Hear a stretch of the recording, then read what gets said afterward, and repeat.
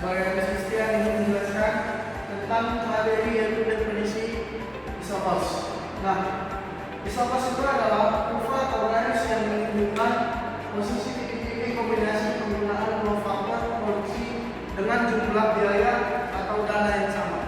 Nah, sini ada juga persamaan isopos yang mana TC itu sama dengan V1 X1 ditambah V2 dengan X2, yang dimana TC itu adalah total biaya, V1 harga input X1 atau upah tenaga kerja, lalu V2 itu harga input X2 atau sewa modal, lalu X1 jumlah tenaga kerja, X2 jumlah modal.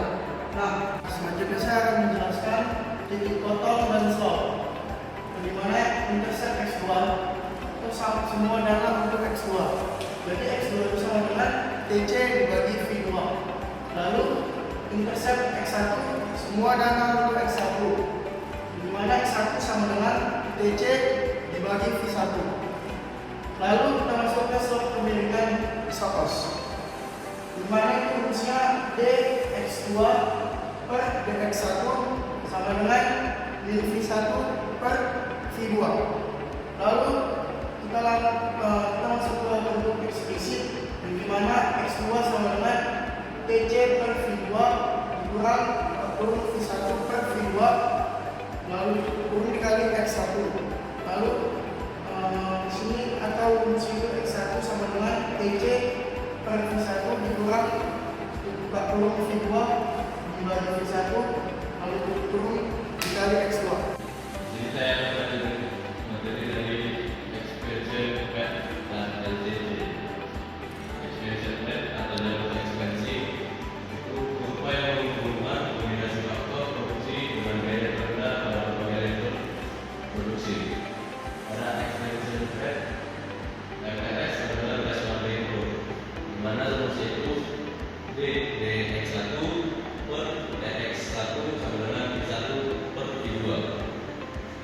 Produksi itu persamaan umum dan rumusnya itu dmp x1 per v1 sama dengan dmp x2 per v2 sama dengan 1 sama dengan 3. Contohnya itu huruf E sama dengan ax1 0,5 x2 0,5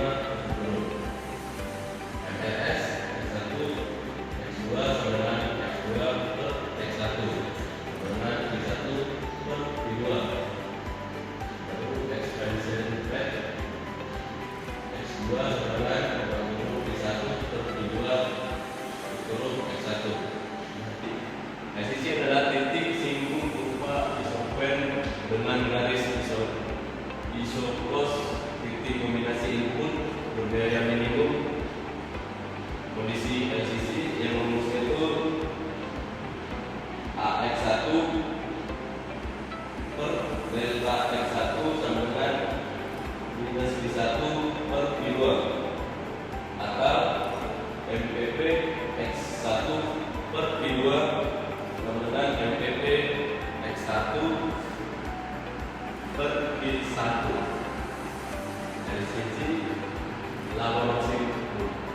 Saya menunjukkan gaya minimum untuk memproduksi suatu level atau output tertentu. Jadi di sini saya akan menjelaskan faktor yang menggeser isopos itu. Yang pertama, ada perubahan dana. Jika Px1 dan Px2 tetap, kenaikan dana itu menggeser kurva isopos ke kanan ataupun sejajar. Jadi perubahan dana yang menggeser ke kiri, dan jadi penurunan dana itu menggeser ke kiri. Jadi slotnya itu tetap sama. Kedua itu ada perubahan harga input. Jadi perubahan harga input ini jika dana tetap dan harga X1 dan X2 itu berubah, rasio Px1 per Px2 berubah sehingga kurva isopos itu berotasi dengan slope yang berbeda. Baik.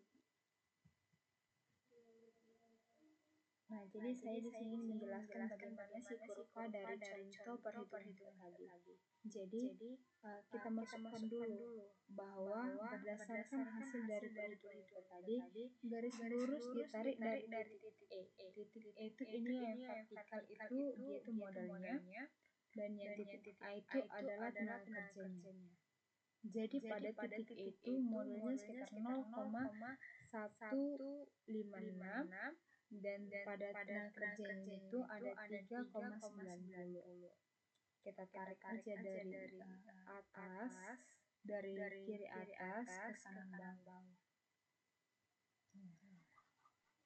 Inilah kurva isokosnya. Lanjut, kita tahu bahwa pada isokos itu adanya pergerakan garis isokos. Nah, dia itu dipengaruhi oleh dua faktor utama yang dapat digeser posisinya dari garis isokos dalam suatu kurva tersebut. Nah, inilah yang menyebabkan faktor terjadi. Yang pertama itu adalah perubahan jumlah anggaran dana produksi dan juga perubahan harga faktor produksi. Jadi kurva isokos akan bergerak sejajar ke kanan atas jika dananya itu bertambah atau ke kiri bawah jika dananya itu berkurang. Jadi kemiringan kurva slope itu tetap sama karena rasio harganya tidak berubah gitu. Nah, pada perubahan harga faktor produksi, rasio harga input PX1 dibagi dengan PX2 itu berubah, sehingga kurva isokos akan berotasi dengan nilai kemiringan slope yang baru pada salah satu proses inpeksnya.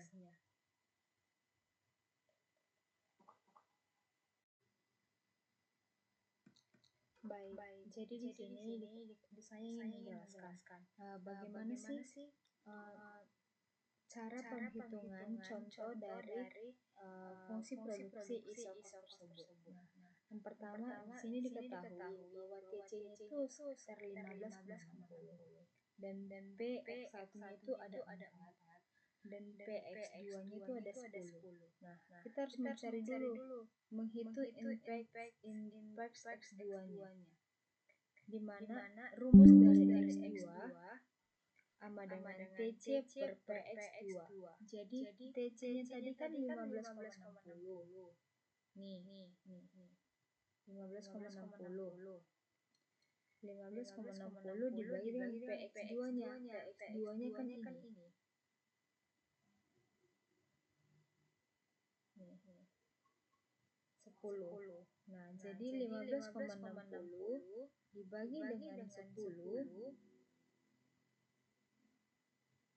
inilah hasilnya 1,6 unit. Nah, selanjutnya kita sehingga diperoleh koordinat dari titik itu 0,1,56 unit. Nah, kita harus mencari lagi yang kedua, menghitung inpeks X2-nya. Di mana rumus inpeks X2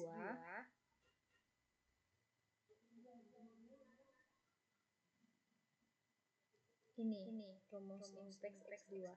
TC dibagi PX1. Nah, di mana TC-nya tadi kan 15,60. Nah, kita masukkan 15,60 dan 15,60 dibagi 4. Ini berasal dari PX1-nya.